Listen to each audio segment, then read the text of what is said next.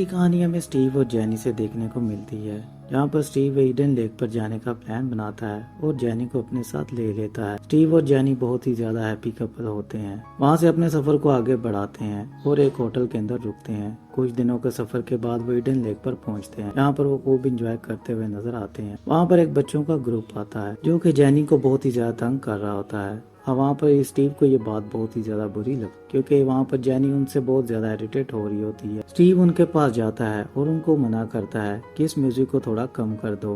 वहाँ पर उसकी वो बच्चे बात नहीं सुनते हैं और जेनी को गाली देते हैं। यहाँ पर इस बात पे स्टीव भी बहुत ज्यादा गुस्सा करता है, वो भी उनको गाली देता है। स्टीव की वो बात नहीं सुन रहे होते हैं। स्टीव चुपचाप वहाँ से आकर फिर लेट जाता है और जेनी को आकर कहता है कि ये नहीं सुधरेंगे। वहाँ पर जेनी भी चुप करके लेट जाती है। सीन यहाँ पर कट होता है, बच्चे वहाँ से चले जाते हैं। वहाँ से जेनी और स्टीव की गाड़ी में बैठते हैं, बट उनकी गाड़ी पंचर होती है। उन बच्चों ने उनके साथ बदतमीजी की होती है। वो टायर को चेंज करता है और गाड़ी उन बच्चों के पीछे लगा देता है, जहाँ पर वो बच्चे भागकर एक घर के अंदर छुप जाते हैं। वहाँ से स्टीव फिर से बीच पर आ जाता है और अपने कैंप में आकर लेट जाते हैं। यहाँ पर स्टीव और जेनी के बीच में हमें बहुत सारा रोमांस नजर आता है। सुबह होते ही वह फिर से एंजॉय करते हैं और पानी के अंदर कूद जाते हैं।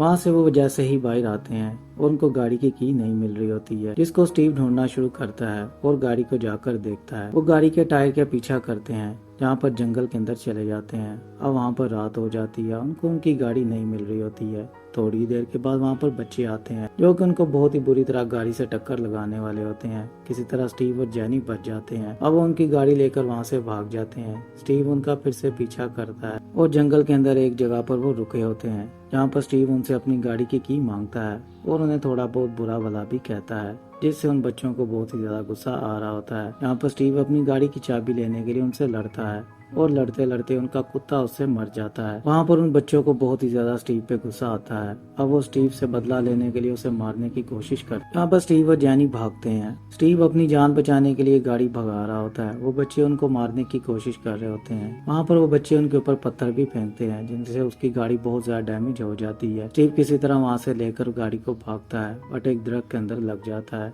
जहाँ पर स्टीव बहुत ज्यादा जख्मी हो जाता है। वहाँ से वो जेनी को भगा देता है और वहाँ पर स्टीव खुद पकड़ा जाता है। अब स्टीव को बहुत ही ज्यादा टॉर्चर कर रहे होते हैं, जहाँ पर वो स्टीव को मारने की कोशिश कर रहे होते हैं। एक एक करके सारे बच्चे स्टीव को मारते हैं। यहाँ पर उनके पास एक ब्लेड होता है, जिससे स्टीव को बहुत ही बुरी तरह वो जख्मी कर रहे होते हैं। अब वो स्टीव के साथ एंजॉय करते हुए नजर आते हैं। जेनी ये सब कुछ देख रही होती है। जेनी के फोन में सिग्नल भी नहीं आ रहे होते हैं। वो स्टीव की जान भी नहीं बचा पा रही होती है, क्योंकि उन बच्चों की आंखों में से बदला नजर आ रहा होता है। वो स्टीव को मार कर ही रहेंगे। ये जेनी को बात समझ में आ जाती है। फाइनली जेनी का सिग्नल आता है और वो 911 पे कॉल करती है। यहाँ पर उन बच्चों को भी पता चल जाता है। वो वहाँ पर जेनी का पीछा करते हैं। अब स्टीव अपनी दाव को किसी तरह वहाँ से छुड़ाकर भागता है और जेनी के पीछे पीछे आता है, जहाँ पर वो बच्चे जेनी को मारने की भी कोशिश कर रहे होते हैं। वहाँ पर जेनी अपनी जान बचाते हुए किसी तरह एक जगह पर छुप जाती है, पर वो बच्चे उसका पीछा नहीं छोड़ रहे होते हैं। जेनी एक जगह पर बहुत ही ज्यादा जख्मी हो जाती है। फाइनली जेनी को एक लड़का मिलता है, उसका नाम एडम होता है। जेनी उससे पहले मिल चुकी होती है।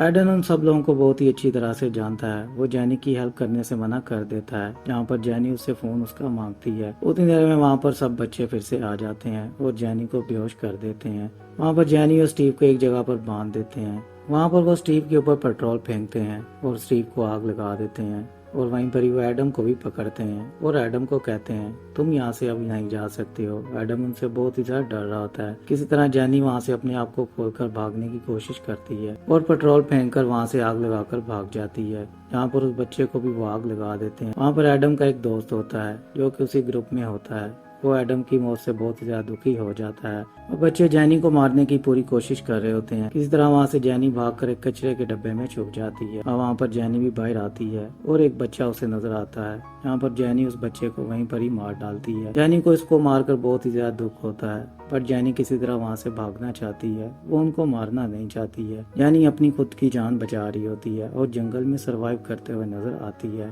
फाइनली जेनी को एक गाड़ी नजर आती है जिसमें एक बच्चा होता है जो कि कार ड्राइव कर रहा होता है। वो उससे हेल्प मांगने की कोशिश करती है और उसे बताती है कि मेरे बॉयफ्रेंड के साथ ये उन्होंने किया है। वहाँ पर उस बच्चे से वो हेल्प लेती है और गाड़ी में बैठ जाती है। थोड़े ही सफर के बाद वो उसी जगह पर जाकर रुकता है, अपने उन्हीं दोस्तों के पास जिन्होंने जेनी को मारने की कोशिश कर रहे होते हैं, जिन्होंने जेनी के बॉयफ्रेंड को मारा होता है और जेनी को भी मारने की कोशिश कर रहे होते हैं। वहाँ से जैनी किसी तरह उस गाड़ी को लेकर भागती है और जंगल से लेकर गाड़ी को भाग जाती है। वो बच्चे उसका पीछा कर रहे होते हैं पर वहाँ पर एक लड़की जैनी की गाड़ी के पास आ जाती है, जिसको जैनी बहुत ही बुरी तरह कुचल देती है। जैनी जंगल से बाहर चली जाती है। वो शहर में एक घर में जाकर उसकी गाड़ी लगती है। यहाँ पर जैनी बेहोश हो जाती है।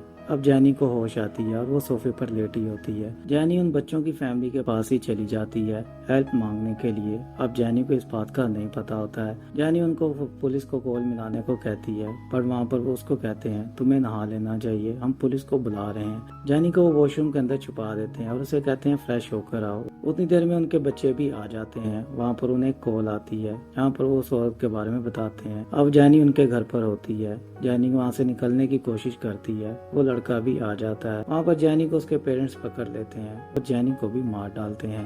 कहानी यहाँ पर ही खत्म हो जाती है। सो फ्रेंड, अगर आपको वीडियो अच्छी लगी हो तो लाइक कर दें, शेयर कर दें और मेरे चैनल को सब्सक्राइब करना तो बिल्कुल मत भूलें।